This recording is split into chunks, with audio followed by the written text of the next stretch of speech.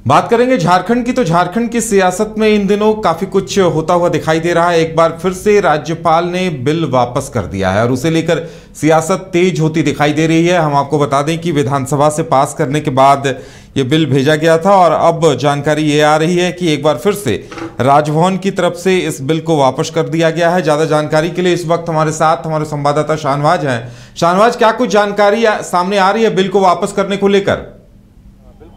हेमंत सोरेन सरकार के लिए एक बड़ा झटका है कि जिसके आधार पर खासकर जेएमएम की तरफ से और पूरी सरकार की तरफ से ये बताने की कोशिश की जा रही थी कि हम आदिवासियों और मूलवासियों के हितों का ख्याल रखते हैं, उनके रोजगार को लेकर के, उनके मुस्तकबिल को लेकर के सबसे बड़े हिमायती हैं। और 1932 के बेस पर एक स्थानीय नीति तय की गई थी जिसके आधार पर 3rd और 4th ग्रेड यानी चौथे और 3rd पोजीशन के जो नौकरियां होंगी राज्य सरकार की, उसमें जो स्थानीयता का जो स्थानीय लोग रहेंगे, जो झारखंड के भूमि पुत्र रहेंगे, माटी पुत्र रहेंगे, उनके लिए ये नौकरियां होंगी। यानी बाहर के जो लोग रहेंगे उसके अलावा जो उस दायरे के बाहर के लोग रहेंगे वो इस नौकरी के लिए आवेदन नहीं कर सकेंगे। लेकिन अब ये जो बिल है वो राजभवन से एक बार फिर से वापस लौटा दिया गया है।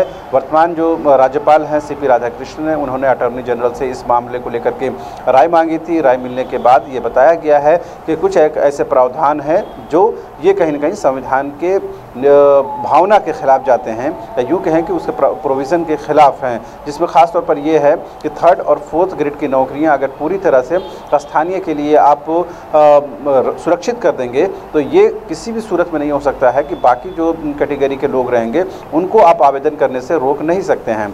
तो जाहिर सी बात है कहीं ना कहीं सरकार के लिए बड़ा सेटबैक है। सरकार ये बताने की कोशिश कर रही थी कि हम 3rd और 4th ग्रेड की नौकरियों को पूरी तरह से समर्पित करेंगे यहाँ के लोकल्स के लिए, लेकिन अब वो बिल जो है वो दोबारा लौट आया है। इससे पहले जो राज्यपाल थे झारखंड के रमेश बैस, जो वर्तमान में महाराष्ट्र के राज्यपाल हैं, उनके कार्यकाल में भी इस बिल को लौटा दिया गया था और संविधान के अनुकूल नहीं बताया गया था, जिसके बाद इसमें त्रुटि को बताते हुए फिर से इस करेक्शन करने के बाद झारखंड विधानसभा से एक दिन विशेष सत्र बुलाया जाता है और उस आहूत सत्र के बाद इस बिल को फिर से राजभवन भेजा जाता है। इस बीच जो राज्यपाल जो हैं वो बदले जाते हैं, रमेश बैस के जगह पर सीपी राधाकृष्णन आते हैं, लेकिन इनके कार्यकाल में भी ये बिल वापस लौटा दिया गया है, यानी दूसरी बार ये लौटाया गया है। तो जाहिर सी बात है सरकार के लिए ये सेटबैक के तौर पर देखा जाएगा।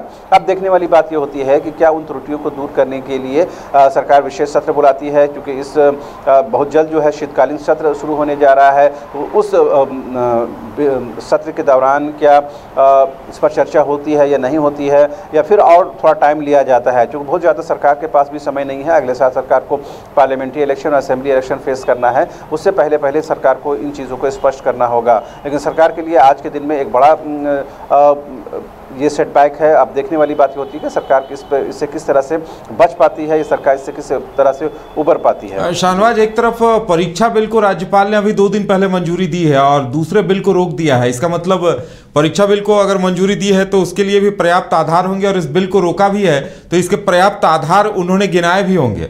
इस बात में कोई शक नहीं है कि राजभवन से जो बिल भी होल्ड किया जाता है या पारित किया जाता है उसके आधार होते हैं। आपने जिस तरह से चर्चा की कि जो परीक्षा में जो धांधली होती है या फिर उसमें जो चोरी होती है उसे रोकने के लिए जो बिल था उसे राजभवन ने पास कर दिया था, जिसके बाद पारदर्शी तरीके से और क्रिस्टल क्लियर तरीके से एग्जामिनेशन कंडक्ट कराए जा सकते हैं, जिसमें कठोर प्रोविज़न किए गए हैं। लेकिन अब चूंकि इस बिल का मामला है जो संविधान के अनुकूल नहीं बताया गया है, लिहाजा इसी मामले को लेकर के राजभवन ने अटॉर्नी जनरल से मंतव्य मांगा था और मंतव्य मिलने के बाद ही राजभवन ने यह डिसीजन लिया है कि इस बिल को वापस किया जाए, त्रुटियों को दूर किया जाए। उसके बाद फिर से अगर सरकार चाहे तो वापस इस बिल को भेज सकती है। लेकिन अब सरकार क्या करती है, सरकार के खाते में ये बात आ गई है, चूँकि मैंने पहले बताया कि मानसून माफ करें शीतकालीन सत्र बहुत जल्द शुरू होने जा रहा है।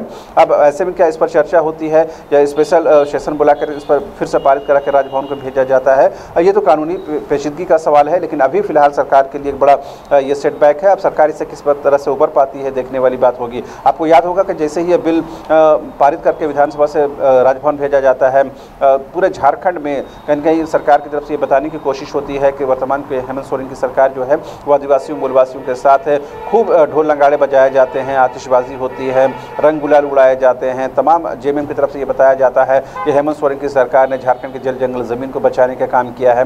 जो कमिटमेंट, जो प्रतिबद्धता सरकार ने आदिवासी मूलवासी और यहाँ रहने वाले लोगों के साथ किया था उसे पूरा किया है।